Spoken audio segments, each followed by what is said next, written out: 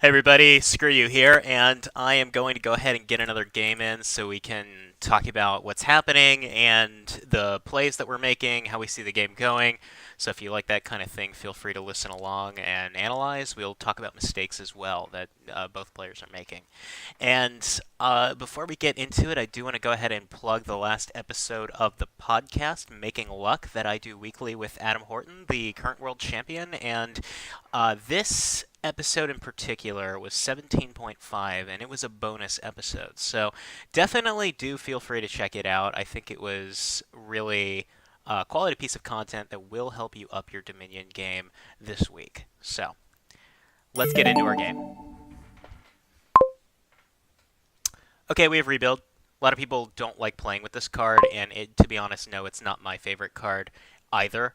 I get a 5-2, that's lucky, but there is a little more finesse to a Rebuild mirror match than I think it gets credit for. So he does not open with a 5-2. I think that gives me a pretty distinct advantage. The Obelisk pile is Fortune Teller, and he picked one up. That's probably right because he needs to hit 5, and Fortune Teller at least helps with that. And if he gets obelisk points, all the better. So I'm going to buy an encampment. And at this point, what I need to try to gauge is, am I playing a mirror match with Rebuild, or am I just playing Rebuild as if I wasn't being mirrored for it?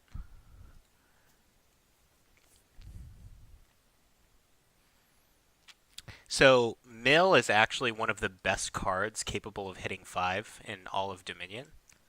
I think he probably should have picked one up, honestly. And I'm grabbing one because I want to hit 5 consistently to get rebuilds in my deck very quickly.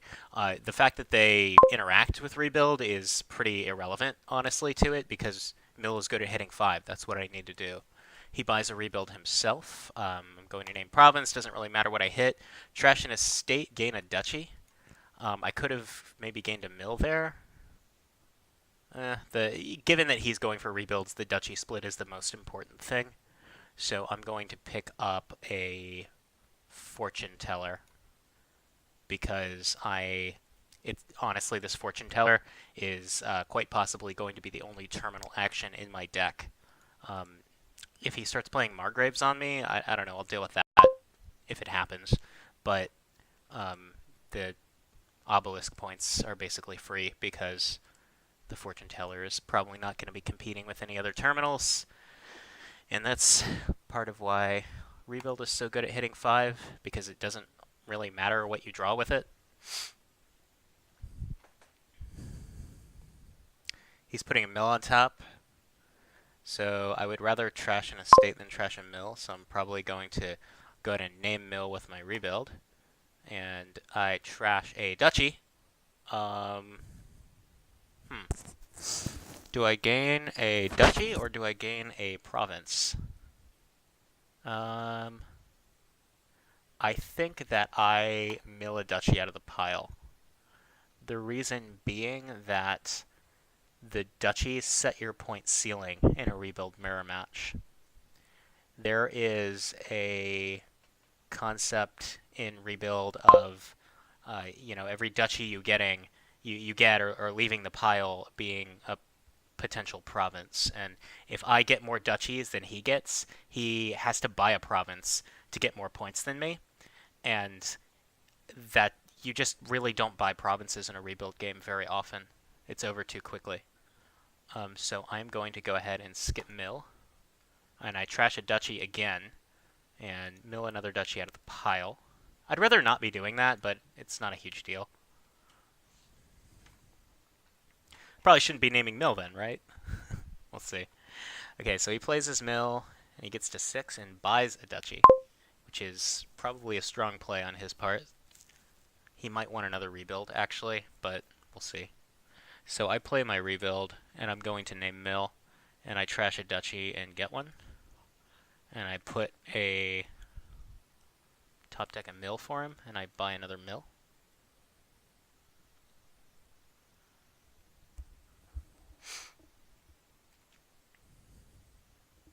I probably need to keep naming mill throughout the rest of the game, honestly, because once the duchies are gone, the mills don't have anything to trash into. Okay. This is interesting. Yeah, I'm gonna do that. Name mill. There we go. I trash an estate to gain a duchy, and I buy this last duchy.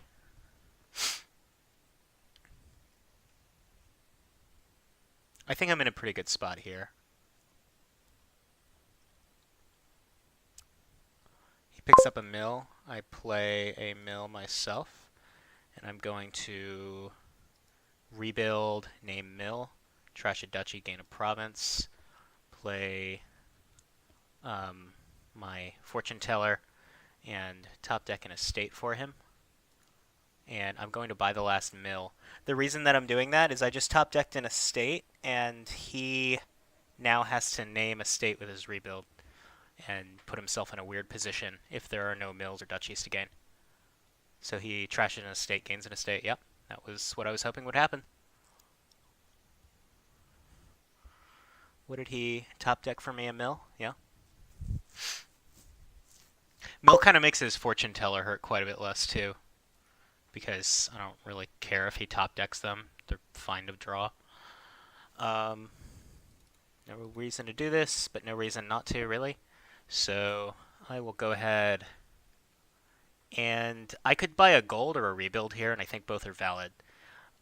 Gold makes it more likely that I get that clutch province buy at some point, but I need to decide if that's even viable. If it does, if I buy a province, I think I win the game, just straight up. But another rebuild gives me more control in a game where I think I'm already ahead. So I'm going to go ahead and get the extra rebuild for consistency's sake. He hits 5, and yeah, he buys the Margrave, and given where he is right now, I think that yeah, I was considering if I were him doing that myself. So I think that he's fine to do that, even though he is on the back foot, and I think he understands that, and that's why he bought the Margrave to try to make something happen. He trashes a mill and gains an estate. So given that he still has estates in his deck, I mean, I do too, but he's in a weird spot. I would like another rebuild. I don't want that pile to run out, obviously, but I don't think it will before I get to play enough mills to win the game, or enough rebuilds to win the game. Oh, okay. That's weird. That happens. You guys an estate. I'm going to play a mill. Don't discard. Play a mill. Don't discard. Play rebuild. And name mill. Trash estate, gain estate, whatever. Play rebuild, name mill. Trash duchy, gain province. That's what we're looking for. Play rebuild, name mill. Trash duchy, gain province. There we go. That's what we were going for. And mill is the most common victory card in my deck, other than the duchies and provinces, either of which I'm okay with hitting. So, Fortune Teller is a source of 2 points for 3 money. That's interesting. Does that play into what I'm doing? I don't think so. I'm going to play this rebuild and name mill again. Trash province, gain province. And I am going to go ahead and buy a Fortune Teller, because I very well may not shuffle my deck before the game's over. He plays his Margrave. If he buys a province, I'm actually in huge trouble. Okay.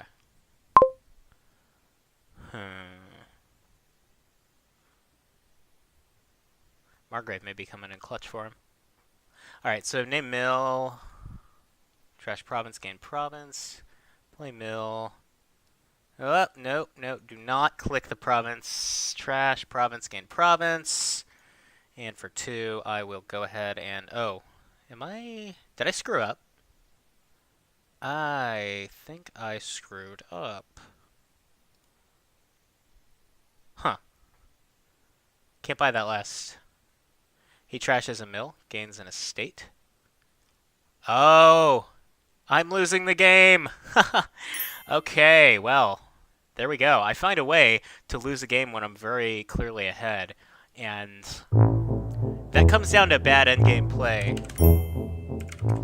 That comes down to bad endgame play on my part. So, I think that we can all learn something from this, and not just how bad I am. We already knew that, but also like how the aspects of bearing in mind the mechanics that end the game can lead you to winning games you shouldn't have won, or in my case, losing games you shouldn't have lost. So, let me know what you think in the comments.